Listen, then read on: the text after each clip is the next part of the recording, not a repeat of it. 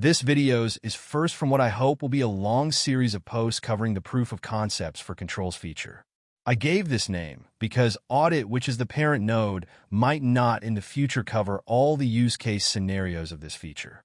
If you looked over my previous posts, you could see my attempts of creating something similar with Policy Management Center, or something that could check if a server aligns with some best practices. Those attempts have limitations, which is why I decided to implement this functionality in this control. For exemplification, we will use CS benchmark for SQL Server.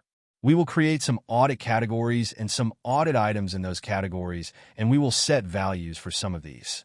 The goal of the entire feature is to retrieve the values for each item we define, take proactive actions if required, save the results and the outcome in the database, and possibility of creating charts based on the data recorded or the history of items executions.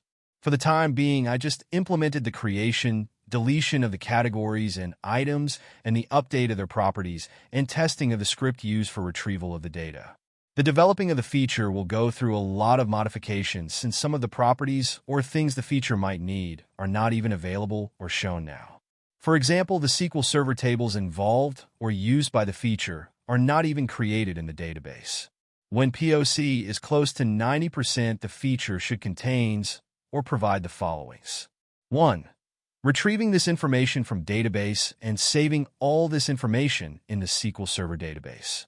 2. Ad hoc executions of specific category and visualization of the results. 3.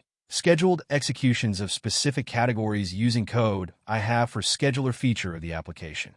4. Displaying ad hoc executions or scheduled executions history results in a graphical way using the charting feature of the application.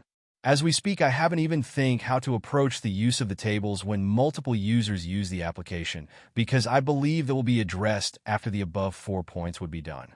For the remaining of the video, you will see me adding more categories or items and setting values for them, followed by the deletion of some of the things we created.